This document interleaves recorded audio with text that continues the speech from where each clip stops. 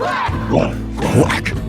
Quack, quack, quack. Quack. 12 and I am your host, Adam Chamel. And I'm Aaron Schroeder. That is right. And this is the Quack 12 podcast, the most official, unofficial Oregon Ducks podcast on the web footosphere. And Aaron, I've been watching nothing but duck b-ball. It's nothing. That's the only thing going in front of these eyeballs. That is. I don't know how you do it. I don't know how you do it.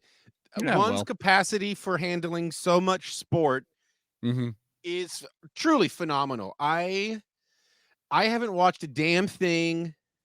I still haven't watched the bowl game, which I hear we're going to be getting into a little bit later on with a very special friend. That's right. You watched a little bit of it, at least, if I remember. You watched most of No. Well, I turned it on the recording, but it was still wait.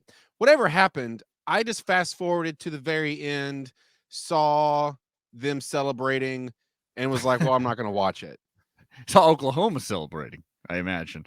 Well, that's all right, because that's the way this podcast works. This is the feng shui of it, you know? I'm the yin, I'm the knowing about duck sports and this duck podcast, and you're the yang, man. You're the I'm just out here.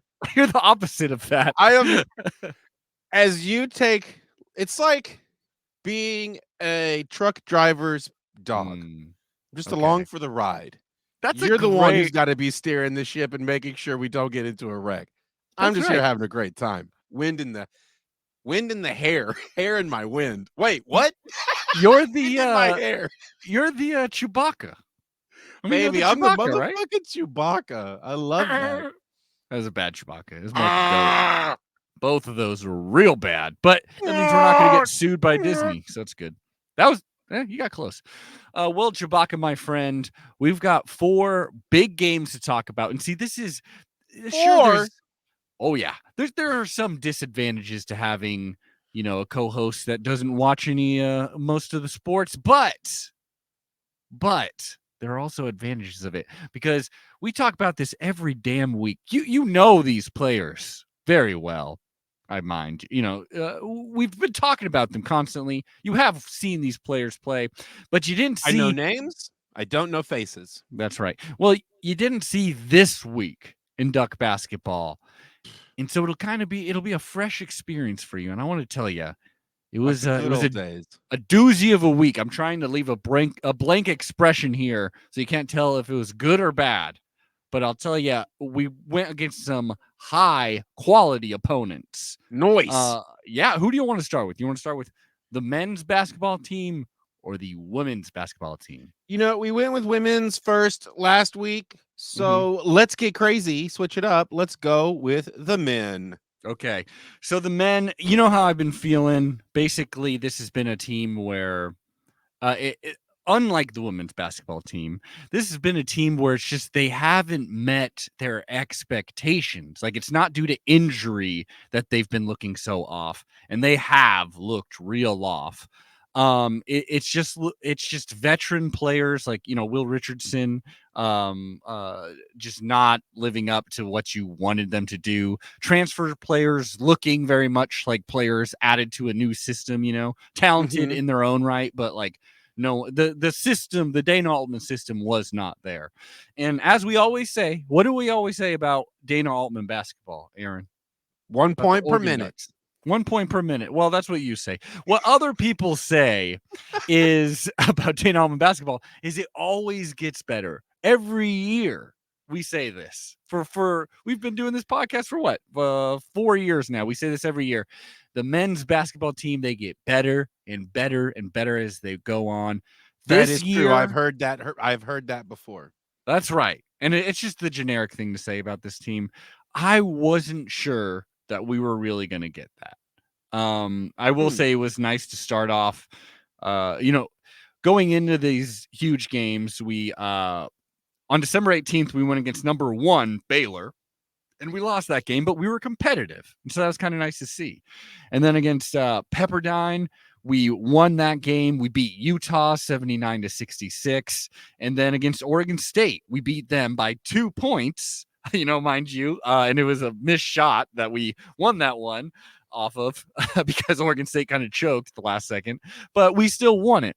So that's what it looks like going into this week. We were talking about number 3 UCLA. Number 3 UCLA. And then 2 days after that, they're that good. Number 5 USC. Well, you remember the way last year ended. Pac-12 was all of a sudden like the best conference in college basketball. Right. I do remember that. There was a thing where like our men were getting really good, but then all of a sudden all the other men's UCLA teams were like, wait, Oregon they're State, also all good. Yeah. USC, right? Colorado. Yeah, it was everyone but Washington, basically. It was, and we're still there, man. Like UCLA has had an incredible season. They've only lost 1 game before we played them. No spoiler, I'm just saying. So they went against the game, with 1 loss.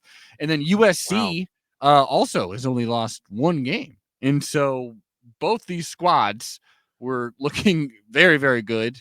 Top of the, top 5 teams, really great. And because they returned so much talent from those squads, especially UCLA is just really fun team to watch, honestly. So against UCLA, we're in Westwood, baby. We got Bill Walton on the call. We got Dave Pasch there too. Love it. They at one point Dave Pasch tried to get Bill Walton to eat a sandwich and he didn't want to. That was kind of the highlight of their commentary. What was on the sandwich? It was like I will say this. It was this thing where it was like, oh, Westwood, this college restaurant is famous for these crazy stoner, like it's got mozzarella sticks and it's got this and fried on. It's just like one of those big old stoner kind of weird sandwiches. No idea what Sure. And he was just like, well, I don't eat cheese. And he's all like, oh, don't worry. Like, there's no dairy on this. And Bill Walton, it was like that Seinfeld episode where that lady just shakes her head no when Jerry asked her to taste something and there's just no explanation or something. Like, it just was very strange. He really didn't want to eat this sandwich. That was kind of the highlight of the whole game for me, but I guess I'll give you a few more details since this was a historic victory for the Oregon Ducks. How was it historic? The way it was historic was because Dana Altman earned his 700th win, which is a whole lot of wins. That is a whole lot of wins. Oh yeah, like he's just had such a ridiculous career, at both his stops, and he keeps winning. This game, Jacob Young, who I've been like really championing Jacob Young, probably mainly because his brother, who I like so much, but still, I just like his energy. He's out there. He is a true definition of like a wild card. Like, he shot 11 of 18 on the floor in this game. Wow. It's not great, 11 of 18 is not great. It's not terrible, but it's 2 more than 50%. Yeah. Yeah, no, you're right. Usually we're opposite sides of this. Usually you're the one I guess demanding perfection, but he got 23 points, tied the game high, tied Johnny Juzang, who's an amazing player on their side. It was nice that we were going against like, this is a lot of NBA talent. This is a lot of like premier college basketball talent, and it was still very competitive. But yeah, Jacob Young just went out there and just energied it. It's like, it especially came up huge, and we should say overtime, because this did go to overtime. Wow. And you could argue it shouldn't have, because the Ducks they kind of rallied back from playing pretty sloppy. I think they only hit 1 triple in the first half. Wow. But in the second half, they just came alive. And really just started knocking these things down for like what felt like the first time all season almost. But so they start draining 3-pointers, and they actually have a pretty they're getting like a 6-point lead late in the game, but UCLA is kind of chipping away at it. And then there's only 2 points. We got like so we had a 6-point lead with 44 seconds in regulation. Then, with 21 seconds left, Oregon only has a 2-point lead. Jacob Young, this is the good and the bad of the wild card. He is trying, unfortunately, he kind of does a baseline pass, basically a pass right under our bucket, and it gets picked off, and the dude dunks it, and it's like, boom, we're tied. And it just felt like, yeah, we're I was excited just because it was like, hey, our team's showing life. So even if we lose in this embarrassing fashion, I'm still, in this whatever. embarrassing fashion of coming back but still losing. Yeah. But they miss the late triple. And then in overtime, we outscore them 11-8. We never trailed in overtime. Wow. And overall, we had 6 scorers in double figures. I'm talking about Jacob Young with 23 points. Richardson was 5 of 10, 16 points. Nafali Dante, who's someone we're all very excited about right now, 12 points. Quincy Guerrier, 11 points. Devion Harmon, 10 points, and Eric William Jr.'s 10 points. So, I mean, that's really the squad we're relying on, too. That is the team. That and Frank Kepnong, and then Rivaldo Soares coming in and out. Jules Bernard scored 13, Tiger Campbell 10. But overall, our 3-point shooting wasn't great. I mean, it was 6 of 19, so 31%. From the floor, we were 42%. But we just, I don't know, we played that scrappy ass defense. We put enough runs together, and we somehow walked out of there with a win. I should say this though. Make it be said. Both of our games here for the men's team were in front of basically empty stadiums because they've just shut that down. And honestly, that's very smart. Yeah, that's the obvious move. Yeah. I think that's pretty rad. Points. So 17 points off turnovers from the Ducks, and that's gonna be a big thing for this team if we're gonna have a chance against anybody. And I mean, now that's because fantastic. Our shooting is still yet to be desirable, and so we need to make sure we're working on turnovers to give ourselves more chances. Absolutely. I mean, that's Dana Altman's, that is the strategy. That's the whole game. You have this great, confusing defense that's constantly changing looks of what it's getting you, but is typically giving you a lot of pressure, forcing a lot of turnovers, so we can quickly score off of that. And then, I mean, that's the juice, baby. And then so that's how you win games. Sure, why not? Big bang boom. Second half shooting was a lot better against UCLA than the first half. Now, that USC, I should say this. That game just, we came out and we're just shooting fire, basically. Just right off the bat, my man. Against USC. Oh, yeah. USC, actually, they had lost, I think, only 2 games before this. I forget. I know they lost to Stanford, but whatever. So USC, Will Richardson, I'd say, was the man of the match here. And that's what we want. We want him to have, the Peyton Pritchard role, because that really is what he's supposed to be doing there. Well, he looked like Peyton Pritchard out there for this game. 28 points, 9 of 15. He got 5 rebounds. 9 of 15 from the floor, 5 of 8 from 3-point land, and 4 rebounds, 4 assists, and really helped us out just by hitting the threes at the perfect time, and deep threes. And cool. I mean, everyone was doing super well in this game. We built a 16-point halftime lead. Now, that feels good. Oh yeah. It felt, and to tell you the truth, we didn't really relent. I mean, there was a bit where USC got it into a 10-point game or something like that, but there was always an answer. And one big reason is because of our big man, Nafali Dante. 6 of 7 from the floor, 12 points, 7 rebounds, but also just a terror in the paint. Blocking shots left and right, and just right there, had a lot of patience. Just I mean, he's finally getting there. He's finally fully healing up. I mean, he's really the one biggest question for healing concern, for health concerns for the men's team is N'Faly Dante. N'Faly Dante is 100%. He is ready to go. And what was wrong? What was he? What did he have? Blah, blah, blah. What was his injury? I believe it was like a second knee injury, I want to say. Oh, so it's okay. like not even a first one. Yeah. I kind of forget, actually. There's so many goddamn injuries nowadays, you know what I mean? Especially on these Duck teams. We'll get. When do you think they'll start allowing bionic suits into sports? ASAP is what I'm hoping. Yeah, so it was an ACL, Okay. tear. Ouch. So yeah, I mean, cool, but he looks strong and healthy. That's nice. Oh, dude, he looks. I mean, strong is the way to put it. He looks just like a terror. He looks awesome.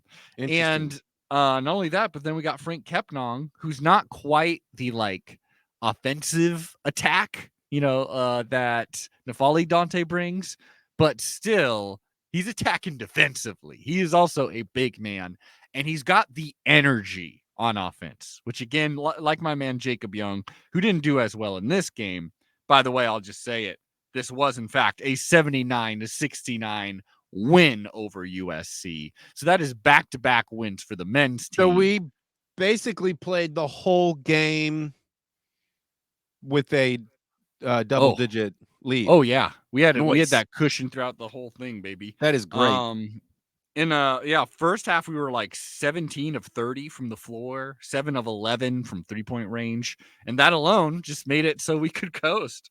Also we scored 13 USC turnovers turned into 22 Oregon points, and that's what makes Dana Altman happy. Cool. So that career high for 28 Richardson, for Will Richardson, career high 28 points.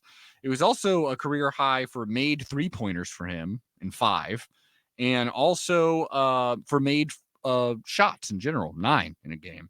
And that earned him Pac-12 Player of the Week in these last 5 games, in this 5-game stretch. Bravo. He has averaged 19.8 points, shooting 54% from the floor, 51 from 3. Can we just call it 20? Sure. 19.8. We got to be nerds. You're really hating those nerds today. Hey, you know what I don't have time for today? What? Nerds. Says the man in the Superman onesie. Listeners, you could be watchers. This is a great time to plug our YouTube channel, because not only is Aaron in his kick-ass garage recording studio, and he's wearing an awesome Superman onesie. Not only that, but I've got my gift here. First of all, maybe I didn't bring this up. I've got this Oregon Webfoots jersey. I don't think I've brought this up on the podcast yet. It's really cool. Dude, no, what is it? What is that? No, it's just the Oregon Webfoots jersey. But also, there's a lava lamp, baby. I've got an Oregon Ducks lava lamp. I thought that's what that was, and I was feeling the good vibes. It's tough because with lava lamps, you got to start it. So you got to start it like an hour before you're going to do it. You also got to keep your eye on it. Yeah. And not only that, but I've altered my camera angle to show this bad boy off. But the light, the awesomeness of the lava lamp is so powerful that it's not really be able to be seen. So unless what you're actually is happening is that we are seeing what the aura of the power in which a lava lamp that has been embossed in Oregon duckery. Absolutely. What it actually truly is. It's powerful stuff. It's truly powerful. It's really awesome. I don't know what company made this. They didn't sponsor us, but I will say it's really fun. It's a speaker and a lava lamp, and it's Oregon Duck themed. I'm going to turn off the light so you can see. That's what it looks like right now. It kind of looks like a nasty. It's heating up. You got to turn it back on, baby. Yeah. It's back on. It's getting there. But if you want to see these things and you want to see our faces, Quack 12 YouTube. That's what you type into your Google, and you'll get to us. You'll find us, Quack 12 YouTube.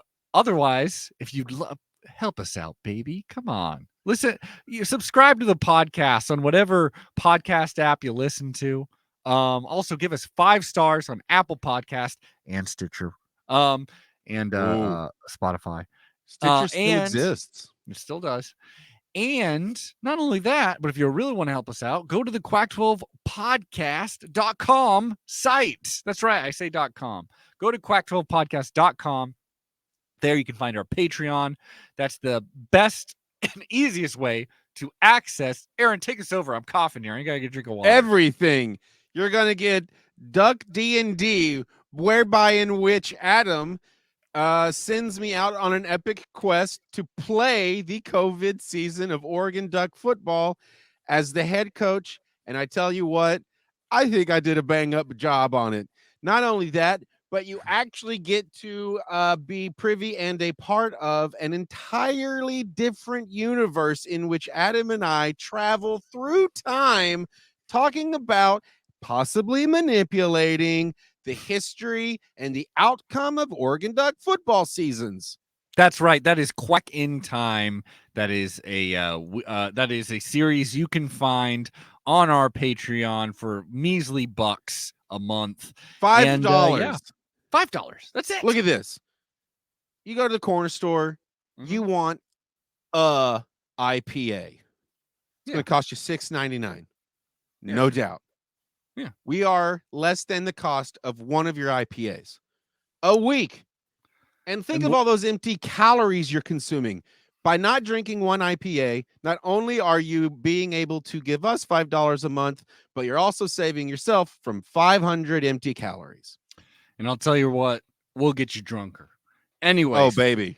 Yeah, absolutely. Your head will be spinning by the time we're done with you. Woo!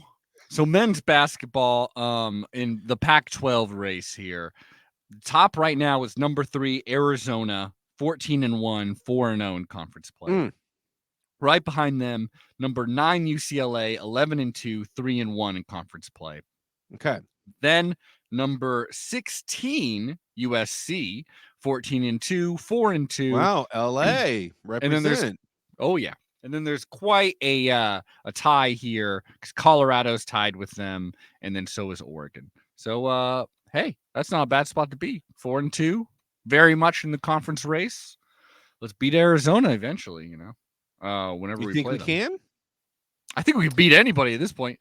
Next for them, I should say, is Washington State and Washington, both in Eugene. Both Washington State showing some fight. Washington is bad. We should beat both teams. I'll be pissed if we don't. Let me ask you this. What's that? The Duck team that you watched play with a double-digit lead throughout the entire game, that if they showed up on the court like that, could they beat Arizona? Yes, absolutely. Okay, perfect. Then we got it. Then we're doing it. Let's win the Pac. That's all we got to worry about. Let's go to women's basketball. Woo! Now, we were saying last we left off, we had lost to number 2 Stanford, obviously, on January 7th. But at least we showed some fight. We got a lot of players back for the first time there, but not Sedona. California, we beat 88-53, but we're expected to. Then Arizona State, that game was postponed, even though we kind of wanted to play that game, honestly. We wanted that game just to be able to say we played, But that was postponed due to COVID on their part. Right. So then it went to number 7. Oh, yeah. Number 7, Arizona, followed by number 9, UConn. Wow. Now, both of these games in Eugene, number 7, Arizona, I'll tell you this. Tahina Pow Pow. Pow Pow. She killed him, man. She shot like Annie Oakley out there. Really? 24 points, 8 of 14, 2 of 5 from 3-point range. I will say they did not look good this game. They truly did not for most of it. It was like at the end of the first quarter, it was 17-15 Arizona lead. Then they were outscored 21-12 in the second. So they were trailing at the half, and they just looked outplayed for almost the entirety of the game. There was a 17-point deficit heading into late in the third quarter. We were down Sure. by 17 points. However, I believe Reese, a key player for Arizona, I believe she fouled out. I want to say she fouled out. And that really changed everything for the Ducks because suddenly they just weren't as effective of an offense. Arizona wasn't. And Right. Oregon was able to rally back. They used their size and just started dominating inside. It seems as though you'd want to take out a key player before they fouled out just to let them cool down for a little bit, right? So Arizona blew it.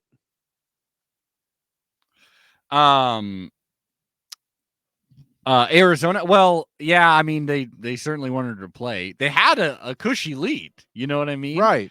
Right. So And you take the player out for like a minute and a half just to cool down because a key player fouling a bunch is not a part of the game plan, I would assume, right? Or is it? And they just assumed once she's out, we're up by enough that they won't come back. yeah, well, I don't know. They were hoping that was the plan, but it did not work out because Right. Oregon's tall furs forced overtime, and it was amazing. Just like the height was just way too much for them inside, and it resulted in their offense just totally stalling out. The Ducks rallied back, even though they were super good from the charity stripe all night. Suddenly, they were missing things to make it like What did a you much call closer it? game. The The charity stripe. That's what Is I that call the the free throw. line? Oh yeah, baby. I can never say that. Free throw. Free throw. It is a tongue twister. Free throw. And I'm talking like off the bench, like Filipina Che and Chania Pinto just sparked the defense. They're some of my favorite players, honestly. Well, some of my favorite new players, I should say. Right. And we rallied back, got to overtime, and then we won that bad boy. And not only that, this really made me laugh. Apparently, Arizona's coach flipped off. I don't know how true this is. This is total conspiracy corner. Arizona's coach flipped off, I think, like the Ducks in general after the game. That is the rumor. And like to the point, it's actually a little bit more than a rumor, is my guess. Is Adia Barnes. It's probably a little bit more of a rumor just because like there was like a little like apology kind of thing. Was it on the court? Or was I guess it wasn't really apology. No, it was on the court. It was right after the game. Wow. But supposedly too, other people like Arizona players were tweeting and saying like, if you were there, you would heard Kelly Graves was cursing her out. Like, and there's no like instance of like what he's saying, but is like swearing at them. And so she swear, and like not only that, there's also a story of Barnes flipped off like at the end of the different game. She flipped off to get to the national championship game, because she played in the national, Arizona made it to the national championship game. At the end, she kind of flipped off in general, being like, fuck the haters, and flipped off, but it was like caught on camera. So it was in general, like the haters. But I kind of like it. I guess that's what you do in the age of social media, though, right? You just do like crazy shit, because then if you're getting going all the time, then maybe your team somehow, I don't know. I don't get it. Maybe they need to take it's like the Pistons. They're like the bad girls, maybe, and they're like, yeah. But maybe I don't just know. watch a really VHS tape about microaggressions and anger control. I don't know. I'm always gonna think it's funny when someone flips someone off. It's hilarious, especially if it's professional kind of setting. I hope they're just doing it for the giggles and not like because they're actually super mad about it. Well, I'm sure she was pissed. Yeah. But I don't know. I like it. I like this kind of energy. Man, that game had a bunch of energy, huh? Oh yeah. I mean, and like they did not look good for most of it. And then so there's only one game left here, and that happened today against number 9 UConn. Actually, someone just joined. Our guest joined the chat, and rather than being rude, I would rather invite our dear friend at Hythloday from Addicted to Quack to the contest, because I'm not sure if he watched this game, but he's a big old Duck fan, so I bet he watched at least some of it. Let's add him to the stream. Hythloday, HYTHLODAY, the number 1 on Twitter. How you doing, Hythloday? I'm well. How are you? I'm doing good, man. I've been watching Oregon basketball, and suddenly we're good. Suddenly we're a basketball school. Yeah. Turn to the new year, and both teams turn it on. Pretty impressive. I don't know about this, but what do you think about this theory? I think Dana Altman teams tend to get better as the season go on. Have you heard this? I haven't heard that theory before. It seems like it has a lot of evidence going for it. I don't know. Basketball's it's college basketball is in a weird place right now because the NBA has the NBA requires you to do at least 1 year in college. And the effect of that is that the best players in basketball, I think more so than football, is driven by you have to have 5 elite players, right? Like it's both. It's easier to do that in basketball because 5 is easier to assemble than 50, which is about how many top level players you need for a football team. Mm-hmm. But you got to have them, but then you only the top level players are only going to stick around for a year, right? So that's the skill, the premium skill is okay, so I can't just get 5 because that's too few, right? Like somebody will get hurt or whatever, right. or the chemistry won't work out. So here's my job. It's to get 8 top level players who are all going to be with me for 1, maybe 2 years. Mm-hmm. Figure them out, as John Rothstein keeps putting it, align the Rubik's Cube, to figure out, how the chemistry works. And Dana Altman appears to be very good at it. But it appears to be that it takes him 2 to 3 months, in order to figure it out. He's the Rubik's Cube master.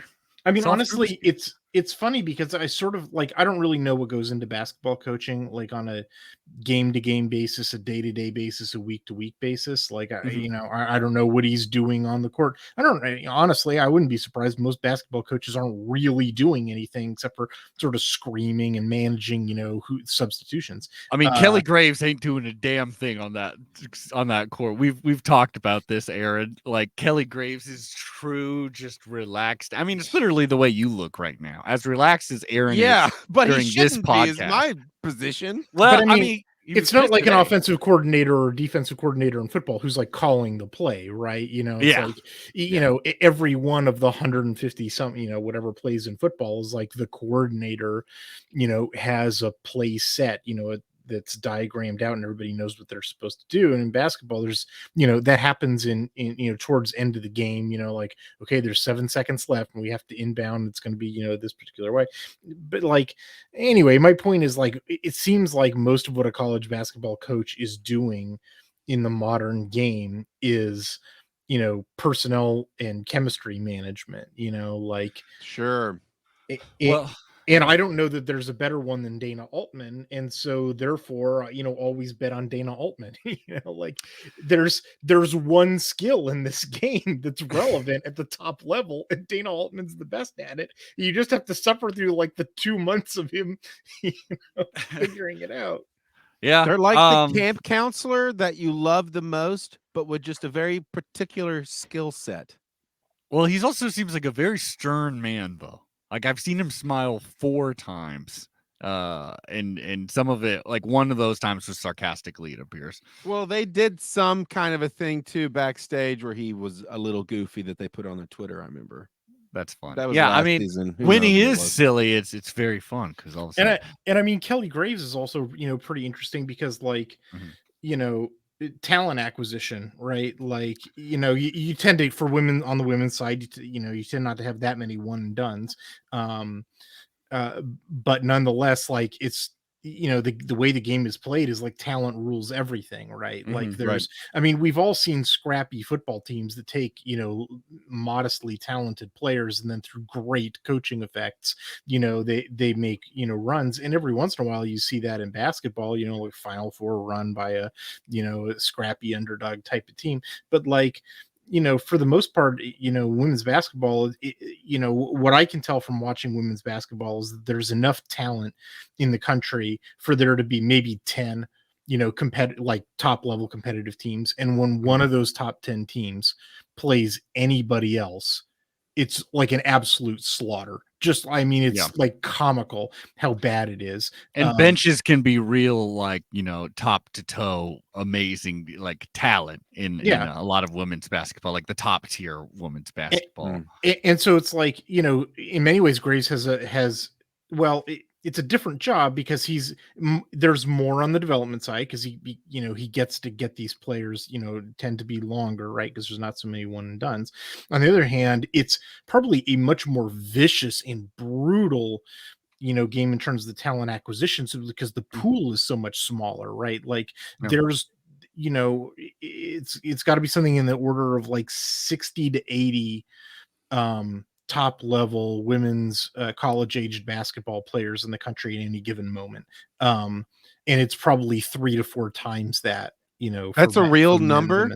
I'm just extrapolating from the number of like there's a cutoff. Sure. Whenever it's like somebody has to be ranked number 15, or number 20 in women's basketball, but it's not like an even ordinal all the way down where like the gap between 1 and 2 is the same as the gap between 2 and 3 is the same as the gap between 10 and 11 is the same as the gap between 11 and 12. It's like not at some point you hit this threshold where it's like, oh, and then they're not the elite players anymore, and it might as well be kindergartners out there. That's what the top level women's basketball players do to everybody else. And so it's just like the number that are available it strikes me as being so small that women's basketball is like so much about talent acquisition, and Kelly Graves has been phenomenal at it. Like, it's sort of, we exist in this weird renaissance for Oregon's, or not even renaissance because it's the first time that it's a naissance of of recruiting to Eugene, where like for a lot of longtime fans like myself, it's like football, women's basketball, men's basketball. Nobody who's been a fan as long as me is accustomed to this at all, that all three of the revenue sports would be pulling down like, insane recruits to Eugene, Oregon, like rainy little town, college town, Eugene, Oregon. I guess being rainy is not so relevant for the basketball side, but anyway, well, no, I'll say, like all that talent, and even when you're talking about the top tier talent here, like even when it came down to UConn versus Oregon, two teams that are recruiting at, the absolute top level of women's basketball, this game was still like affected so much by who was injured and who was coming back from injuries. Because against Arizona, like that was the first time our team was fully healthy. Because even when like Rogers and Pau came back, Sedona Prince was out for a couple of games. So Arizona was the first one where fully they're here. And then against UConn, I mean, UConn was out some of their a couple of their absolute best players, especially best like point scorers. And that definitely affected this game. Meanwhile, we had everybody back and it felt great. I was really afraid, though, that like against Arizona, we were not shooting certainly from deep well at all to start this game.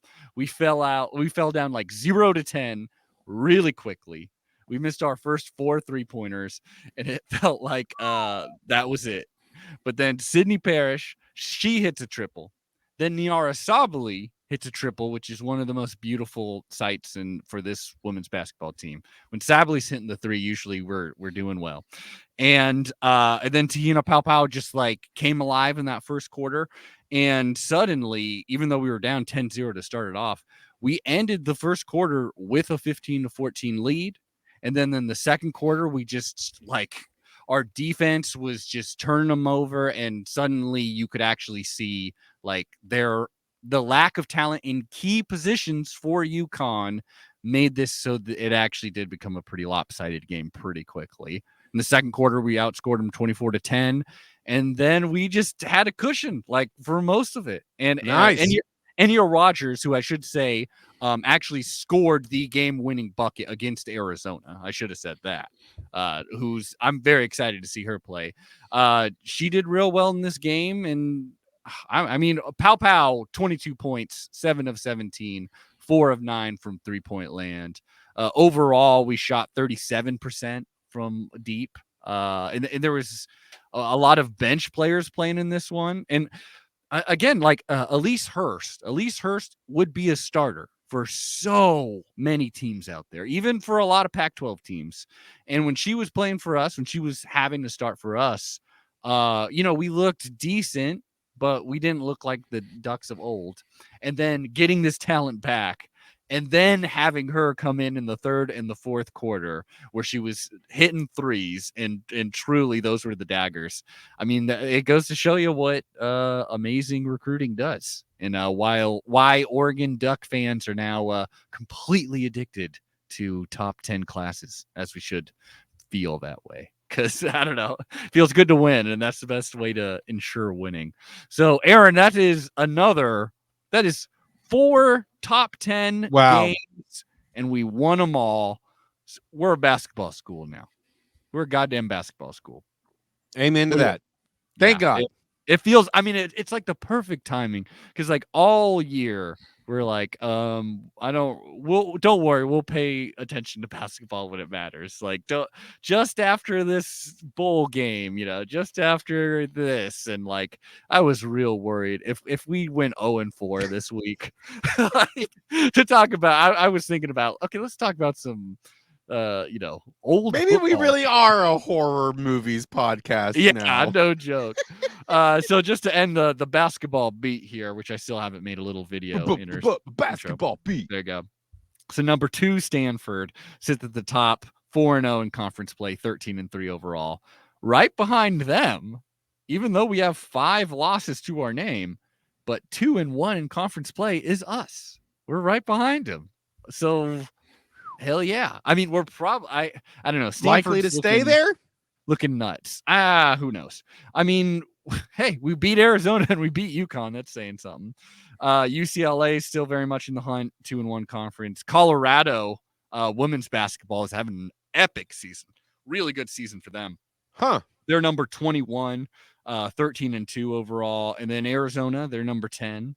So, yeah, still plenty of talent that we'll be facing. And we're feeling healthy. Though, that being said, the saddest part of all of this is Niara Sabali did go down with what appeared to she's be going to be fine. She's a fine. leg injury. Yeah, I know. She came back. They iced it. The nature of injuries in football and basketball are just so different. Like if I see somebody limping on a football field, I'm just like, oh, well, that guy's not going to play for next month. And I see somebody limping on basketball court, it's like, I'll just walk it off. Yeah. Well, with her, I don't know. We may not see her for a couple of weeks, but that may be more of a like, we've got plenty other players taller than 6'5" that can come in and just terrorize some people. So, and I think it's just a precautionary thing. We probably won't see her for. The thing that's remarkable about Oregon's women's basketball's last 2 games is the free throw shooting. Like, yeah, you're basically, basic rule of thumb is that you want to be averaging 1 point per possession, right? So, if you're shooting 33%, from the 3-point line, you're getting 1 point. If you're shooting 50%, for 2, then you're getting 1 point. But when you drive to the basket, pick up a foul, and get 2 free throw shots, like you really ought to be getting 2 out of that possession, right? Like that's your that's why the game has gotten as aggressive as it has. Simple math. And like Oregon against Arizona, I believe it was like 22 out of 26 from the free throw line. Like for me, the reason I shout myself hoarse whenever I'm watching a basketball game is I say the one thing over and over again, which is make your flipping free throws. Like make your flipping free throw. And like 22, 26. That's right. Yeah. So that's what 87%, I think, 85%. And I think they were 9 for 12 against UConn, 9 or 12. Yeah. And then meanwhile, the men's team have truly lost to bad teams or looked worse against not very good competition because they're missing free throws. Earlier in their stretch. Yeah. You can shoot kind of poorly from the floor, but as long as you're playing aggressive and generating free throw opportunities and you make your flipping free throws, you are never going to be out of the game. And like the free throw, your shots from the charity stripe is the one thing that you are absolutely in control of, right? There's no defense on a free throw attempt, right?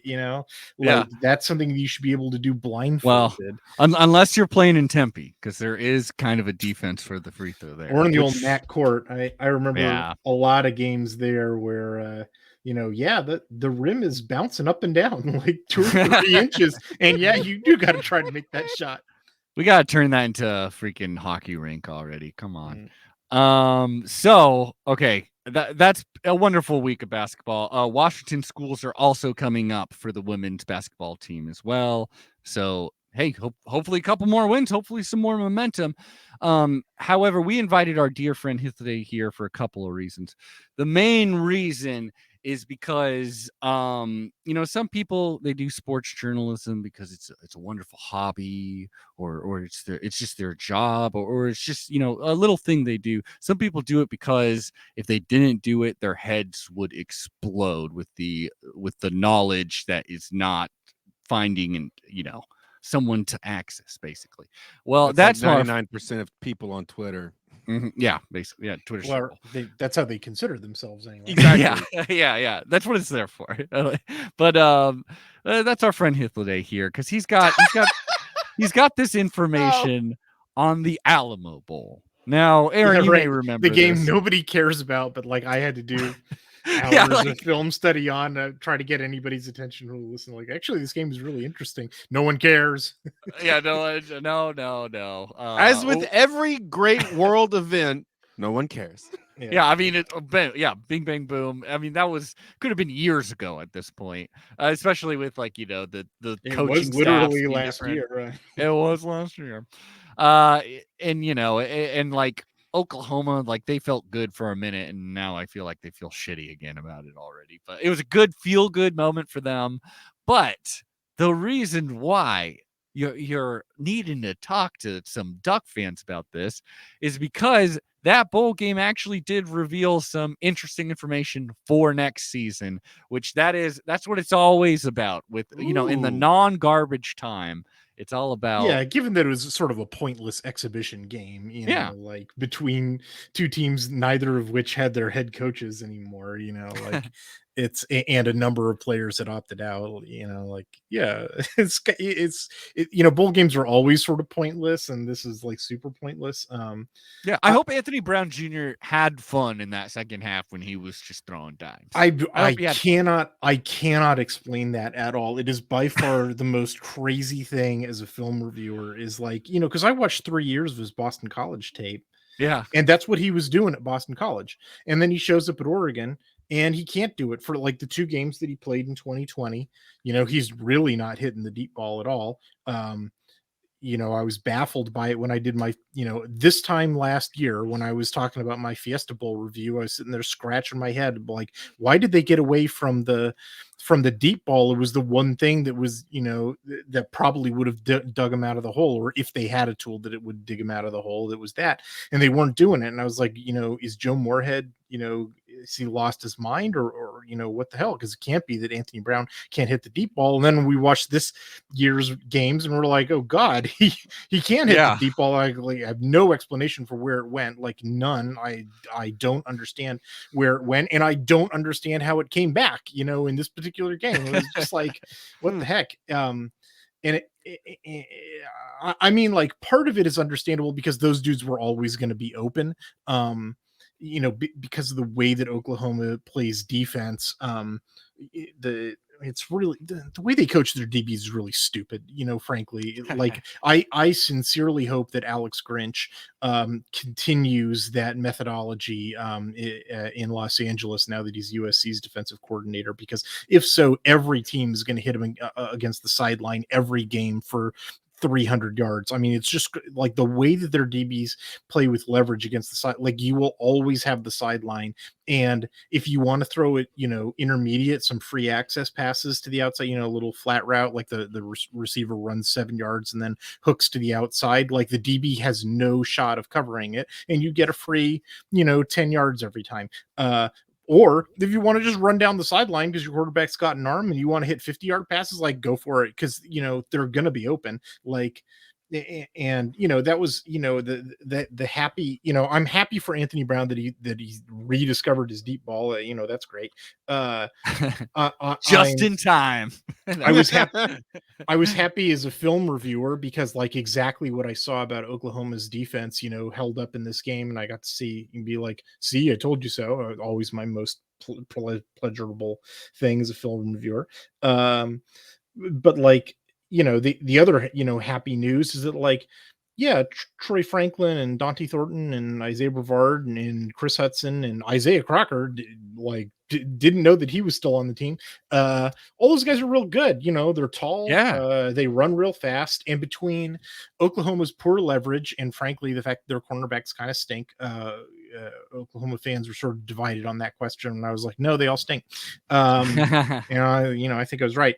Although it's, again, it's sort of a 6 of one, half dozen of the other kind of deal, because it's like, I don't think they're real great, but if they were playing in a scheme in which they used normal leverage and played like trail coverage, or just manned up, like, or play a little press, like, they probably would be performing better. And so, it's maybe I'm being unfair to them anyway. Like, yeah, I really hope that continues at USC, because, if Oregon ever plays them again, they're not scheduled to, but hopefully they'll see each other in conference championship games and Oregon will light them up. With these wide receivers, that would be, delightful, right? Like, so our receiving core as of right now, I mean, I still feel pretty solid about it with every receiver that you mentioned. I mean, they kind of slot in pretty nicely there. Do you think we're still a bit thin going into this next season? Well, I don't know. Honestly, I should know the answer to this question if it is knowable, but I don't know where Johnny Johnson's at. I don't know where Jalen Red's at. Yeah. Like, I don't. Yeah, it was hard to know where Jalen Red was at, like, during the season, the last couple of years. I think as a slot receiver, I've always liked Jalen Red. He's great. Complaints with him. For what for what his potential is, I've definitely liked over the last 2 years what Johnny Johnson has made of himself. But if you want to go 4 wide with, Franklin, Thornton, Chris Hudson, and, take your pick of somebody else who's not, one of those seniors that I mentioned, like, do it. Like, that's a great wide receiver core, and they're all very young.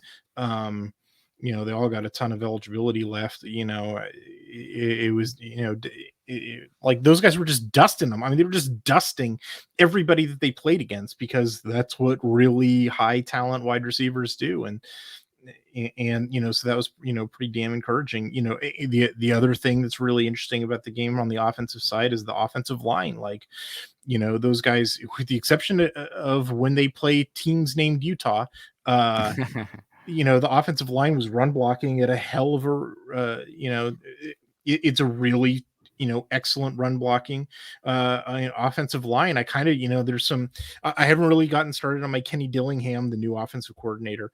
I haven't really gotten started on my film study on that guy yet, but, like, as I've been talking about all year long, whenever you have me on this podcast, like, if you can run the ball, then the game's over. It doesn't matter what your performance, the other 4 quadrants of football, because you just run all over the opponent. And most of, the question of rushing efficiency is, do you have a good offensive line who can run block really well? And the answer to that question is yes. All those guys are coming back. And and whether Travis Dye stays in the transfer portal or not, hey, look, Sean Dollar's coming back. Byron Cardwell looks really, promising. He was getting a ton of reps. Seven McGee, CJ Verdell, technically. Yeah, who knows? Back, right? I'm not sure exactly what the running back, room is going to look like, but they're all pretty well proven at this point. And the offensive line is pretty well proven. I'm not, my biggest single complaint about them is that I don't understand why they've been playing guards at tackle and tackles at guards, but Alex Miraball's not there anymore. Are you excited that must be one exciting aspect of being okay, we got the same pieces. We're going to have a new offensive line coach. What is he going to do? What are his? I am actually, well, I don't know about excited is the right word. It's rarely the term for me, but I am interested to find out because what Alex Miraball was doing this year with the offensive line is insane. And in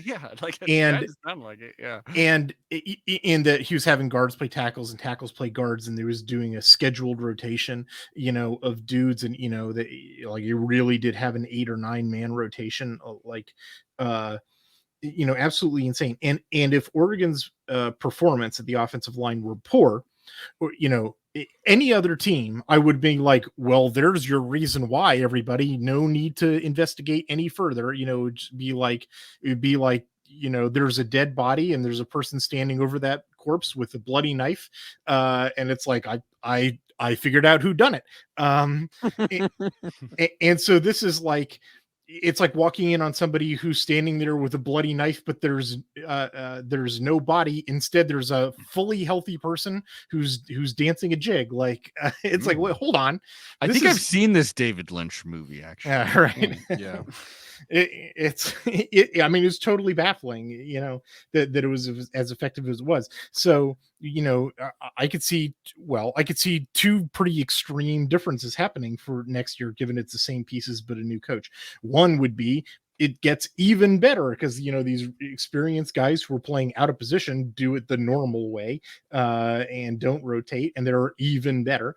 Another possibility on the other end of the spectrum is the crazy stuff that Alex Miraball was doing was necessary to that performance, and with him gone and them playing normally, that they suddenly play like crap. That's, I guess, a possibility. It would mean that everything that I understand about football is wrong, or at least offensive line play, but I guess it would be interesting. And then there's also, everything in between can happen too. So that is a pretty interesting question to see what will happen. But, ultimately, I guess, people are going to want to know what my opinion is about Kenny Dillingham. And when I finish my film study, I'll tell them. But I guess what I would say is there's a floor here, and it's a pretty high floor, because I expect that the offensive line will play very well in terms of run blocking. And if you can, and they have, whoever it is, they'll have a pretty good couple of running backs. And if you have those things, kind of the rest of what you do is secondary, Speaking of secondary, there were some fresh faces there for Oregon. Did that give you any? I applaud that. It was such a good transition that I couldn't even fucking land it because I was so excited. All things considered, on the defense, the secondary performed better than in the Alamo Bowl, better than I was expecting them to. They didn't have Mikael Wright, they didn't have DJ James, they didn't have Steve Stevens. DJ James went to Auburn. Breaking news, maybe, I don't know. Yes. Oregon's now sent 3 players to Auburn, of all things. Because Robbie Ashford just transferred there. That's right. Oh, that's interesting. Yeah, the secondary, wasn't bad. They actually didn't. Oklahoma did not really hit a lot of deep balls to their outside receivers. They hit one really big pass. It was against Bennett Williams, who's everybody loves Bennett Williams, as well they should, but this is his first game back after, I think, missing 9 games, and he just gets beat off the break. He's just a little slow off the break, and the dude runs past him, and Caleb Williams is a good enough quarterback to hit that deep pass. And it's sort of it hurts whenever you give up a deep pass and you sort of want to throw up your hands, and you sort of feel like that happened a million times. But if you actually go back and look at the film, they weren't really doing that. And even that wasn't an outside receiver, it was an inside receiver on a little stutter go.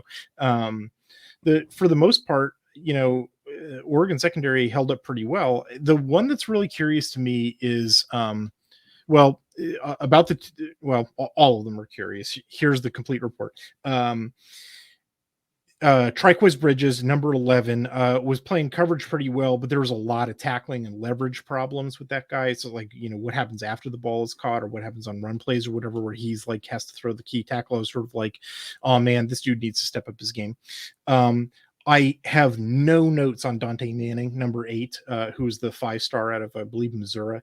And if I have no notes on a cornerback, it usually means that cornerback is playing really well, but I can't prove it because like the camera's never pointed at him, right? Like this. You'd assume if it was terrible, the ball would have gotten to him. Right. Like, it's not like Caleb Williams is a stupid, terrible quarterback, I hope he is. I hope he ends up being, but no. Yeah.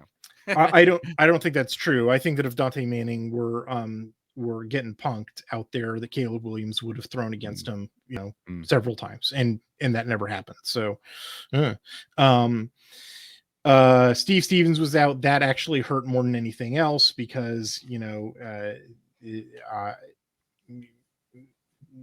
that's where the biggest like talent step down is between the starter and the backup. Like Oregon definitely needs help at the safety position. It's one of the reasons why I think that Jeffrey Bossa, who I think played a decent game, should be converting back from inside linebacker to a safety, because I think that's a position of need for Oregon. And I think once the ILBs get healthy again, I think that ILB won't be a position of need. Makes sense. So all things considered, I thought the secondary played fairly well. The problem in this game for Oregon was the defensive front was out. All those starters, they were out, effectively 12 different dudes who would, if any one of those 12 dudes were available, that dude would have been getting substantial playing time over the guys, who were playing, I mean, it's just like, and so they couldn't stop the run. Well, they actually did a decent job on an efficiency basis, but they couldn't, once a play broke, which that happens, it would break huge, right? Like they were giving up like 15-yard runs that should have been more like 5-yard runs. And that's the depletion in the front, and that's the Triquez Bridge tackling problem. And that's where the game is lost, is that Oklahoma just like pressed their advantage on the run. In fact, it's the one like formational difference that they had, is that during the regular season, they have this, when it's second and medium, they would pass 60% of the time. In this game, when it was second and medium, they only passed 30% of the time. Like it's a huge 30-point swing in their passing. In the now second and medium, they're like, nah, screw it, we're gonna run, because Oregon can't stop the run. And they were right, and that's how they were able to sustain drives. And we only had one Sewell there, and we only had him for part of the game. So like that one doesn't concern me nearly as much, though, simply because like so much of it is injury related. Like there's Kayvon Thibodeau is out. That's this is gonna sound like a no-brainer, but it's like a more complex problem than that. Let me circle back to that in a second. But like most of those dudes who are out are coming back, right? Like, and they'll be healthy, right? So Popo Amavai, instead of Jackson Powers Johnson, the offensive lineman, having to convert to play nose tackle, right? Like, they're getting Sir Mells, who looks like he could be in the rotation as a true freshman. Like Keith Brown was out, Jackson LeDuc was out. Both of those guys should be back playing inside linebacker. Justin Flo should be back playing inside linebacker. Funa was injured for a minute at least. Right. So I'm not really concerned about the defensive front. In terms of like what Dan Lanning is inheriting, it's not the talent that he had at Georgia. And the closest thing to the talent that he did have at Georgia was Kayvon Thibodeau, and he's going to be gone. That's the part that I worry about. It's not just Thibodeau; it's that the rest of the edge guys are just not even close. And in fact, those are the biggest sort of problems. Is like Swinson's not setting the edge properly, or they'll get DJ Johnson into play because they were depleted, and like he's not setting the edge properly, right? Like there's that's the big deal, is like, and like I said, I know it's a no-brainer to say like replacing Kayvon Thibodeau is going to be a challenge, because like of course it is, but like no, really it's the edge. Like Oregon is sort of more behind at the edge position than anywhere else, and I know this is going to sound like one of those things that obnoxious other fan bases like to say. It's like, well, Kayvon Thibodeau was really doing so much. He was really, pulling his weight. So Oregon should decline, without that dude. Like, everybody likes to make that prediction whenever a generational player leaves, except in this case, it's actually pretty true. Like, it really was the case that defenses were having to, or excuse me, opposing offenses were having to dedicate like 2 guys to that dude. And it really did like handicap those offenses in a lot of ways. And like, no one's going to have to do that against Oregon in 2022 unless something big changes, that comes out of left field, like a transfer of a 5-star edge player. But, I don't think that's in the cards. But like, yeah, that's the, question number, this shouldn't be a surprise to anybody, but question number 1 for Oregon's, personnel in 2022 is who's the quarterback and is he going to be any good? And question number 2 for Oregon in 2022 is who's going to be their edge, players, and are they going to be any good? And guess what? Those are the 2 highest paid positions in the NFL for a reason. Like, those are the hardest ones to find. So, it's kind of a no-brainer about like what are the questions for Oregon, and it's sort of the things that every team wants. But like, it's true here. On the other hand, they have all the pieces that they need everywhere else, to be to repeat as a 10-win team. Did that feel like a big exhale talking about all that Alamo Bowl? Oh yeah, getting it out, like cracking your neck. No, it's, I don't know. It's frustrating to have to wind up saying, exactly what everybody sort of expects, but like that, to be like, no, hold on. This is why though. Yeah, I mean, like, so, so, if you ever read like scientific journals, I was like about to say half of the articles are like, it turns out that getting 8 hours worth of sleep makes you more effective the next day than getting 4 hours worth of sleep. It's like, no duh. But on the other hand, like, okay, but being able to actually document that is important. And I know it's just like you're in 2021 and you get that article that's like coming out as if it's breaking news, it feels like, and it's just like being wealthy may give you a step up in like in life or something. But like that. Every so often, you you run those experiments, and every so often it's sort of like, oh, we actually found out that 4 hours of sleep is fine, or something like that. Like you run like you still publish anyway. Like even if you find that the results were what you expected them to be, it's still important to document it in a rigorous way. But like, yeah, no, thank you for the opportunity to dump all that off about the Alamo Bowl. I think there's at most positions, Oregon is returning a lot of experience, a lot of talent, everything that they need to win 10 games. If they want to win more, they need to have good edge players. I don't know who that's going to be, and they need to have a good quarterback, and I don't know who that's going to be. I guess we'll find out. DJ Johnson at both positions. Yeah, well, someone's got to prove that water's wet is the other thing.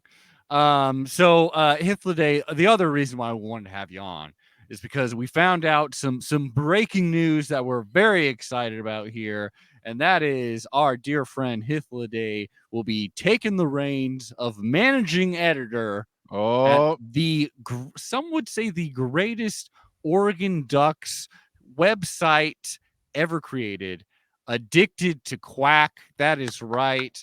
Hythloday, this must be a huge moment in your life, I imagine. No. Well, hold on. We're gonna give you another shot at that. Hythloday, this must be the biggest day you've ever had on this earth. Is that correct? I have no plans to change, the content that I produce for that website. I will be in charge of making sure that other people write the content that they ought to. Someone's got it. I will be in charge of the calendaring software, I suppose. It's the recognition that I turn in reliable work is nice. I feel like my work is fairly reliable, but that's about all it is. Hey, well, SB Nation doesn't hire jokers in that position, Do they? And well, yeah. And I'll be chiming in over on Addicted to Quack maybe every once in a while with an article or not, but mainly will be watching from afar this wonderful dynasty that you'll be creating over there, a duck dynasty, if you will. Oh wait, did you used to have affiliation with the website? Loose affiliation somewhat. But Addicted to Quack is where you gotta check out Hythloday's articles, where you gotta check out the latest for everything duck related, and for nonsense too. Honestly, there's a whole lot of nonsense there. SB Nation's Addicted to Quack, now Hythloday's Addicted to Quack. And you can find our dear friend Hythloday on Twitter at HYTHLODAY, the number 1. We've got Aaron Schroeder here looking as beautiful as ever on YouTube. He looks thrilled that we've got 4 top 10 wins. Suddenly, we are the greatest thrilled, basketball bro. school. We're gonna win a national championship in probably all the way. 2 leagues. It's amazing. And again, YouTube is where you can see my lava lamp, which is finally warmed up.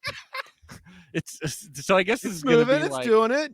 This is gonna be like an egg timer for when the episode needs to end. I start heating up the lava lamp, and when it's working, roughly when we're done, it'll be just kicking in. Yeah. Hey, I got a question because I missed the last couple of episodes. How did the Pick'em contest end? Pick'em contest ended in yet another Aaron Schroeder victory. Huge update. Way to go. It was close. No. I think he was you got 4 points ahead of me or something. One of the games was canceled. Aaron wins. I think this is the Pac-12 went 0 for 5, or technically 0 for 6 because I believe the bowl decided that UCLA takes the forfeit. Yeah. You see, no. So there you go. It was. We suck. 0 and 6. Hey, how about that Rose Bowl though? Am I right? We don't really got to add that to this. But, that shit was nuts. It was a goofy, entertaining game. It pretty much went down exactly as I expected, which is I didn't think that Utah was going to be able to keep up with Ohio State's passing attack. I don't think they would have been able to keep up with Oregon's passing attack if they just had a quarterback or a game plan. But there it is. That was the thing that I identified in all of my previews of Utah is that you can hit the deep pass against these guys. Not tough, anyway. The the fact that Utah couldn't stop them at all is not unusual. The fact that Utah has a decent offense, but you have to remember that a lot of a lot of that came on special teams or on Cam Rising, broke a tackle on 4th down and runs for another 60 yards, that was nuts. On a scramble, it's if you Brent Covey returned it, returned that game adjusted down is sort of I don't want to say it's a blowout, Utah's a good team, but Ohio State probably should have been comfortably winning that game by 2 scores, I would say. And Utah, I don't know, this is gonna sound like the most sour grapes thing in the world for an Oregon fan to say about Utah, which blew them out twice, but it's that team's lucky as shit, I'm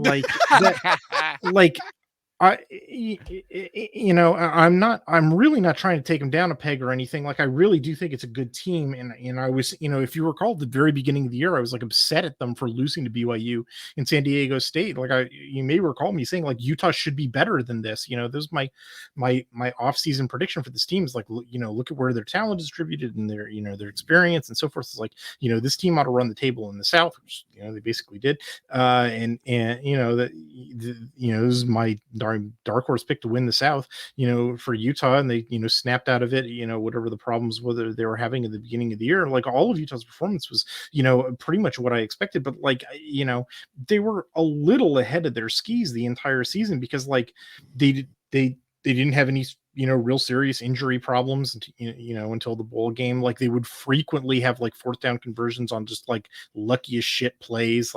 Their special teams was worthless the entire year except for big games in which they would have these huge kick returns. There's a lot of weird stuff with Utah that like who knows whether or not is replicable. If you're a lucky team, maybe that luck will continue. I don't know, but like it's a good team that looked like a great team because of luck. It's sort of my read on that team. And so like and so then when I'm watching the bowl game, I'm like, yeah, look, it's a good team that looks like a great team because of luck. Yeah, you hear that, Utah? You ain't shit. I love ending it's this. interesting because I've always heard too that luck is half preparation and half opportunity. So I mean, if you're in a position to take advantage of your good luck, then that is a skill, and they ought to be commended for it. Like that's that's what a really stable coaching staff does for a team. Like didn't get him a Rose Bowl though. Luck ran out. Well, I just every ep should end with just a random shot at a different Pac-12 school. I'm kind of feeling next week I'll go after Arizona. But I mean, those are the perfect things, that's the thing where like everybody's like, this is an instant classic game, and like games like that kind of gives me hives, because like I like watching defense, like I like watching like, a strategic contest between like, okay, we need to change this attack here, instead of like, oh no, what was it, Ohio State threw like 3 passes and had 3 70-yard touchdowns, like, oh yeah, it's like I don't like watching that. You remember when we were talking to Ohio State at the beginning of the season, you were like, okay, I'm hearing a lot about Jackson Smith-Njigba. Am I actually going to see him this season? Yeah, apparently right. It just took out like it just took most of the other starters not playing. I mean, he looked good for a lot of the season. No, that was one that Ohio State really fans were. That's probably the one where I was the most on a question that I was skeptical about. Like I didn't go out on a limb and say like, I predict this dude will get nothing, but it was like, I was being told all season long that Jackson Smith-Njigba was gonna, explode, and I haven't seen it yet. And all the Ohio State fans were like, no, he's the real deal. He'll break out, trust me. And then in 2021 he did. And so I was like, okay, good. That's one of the reasons why I like interacting with fans of other fan bases, is that when you get consensus on a question like that like it's actually pretty valuable. But like, yeah, no, he with Olave and Wilson out, like Smith-Njigba and the other like super talented freshmen that Ohio State has, they just destroyed Utah's secondary. That was a predictable outcome. Cam Rising breaking a tackle on 4th down and running for 60 yards, not a predictable outcome. Like that's the difference between structural effects and luck effects. Yeah, and Utah sucks. Yeah. All right. We'll catch you next week, Quack 12 fans. Get me out of here. Go Ducks.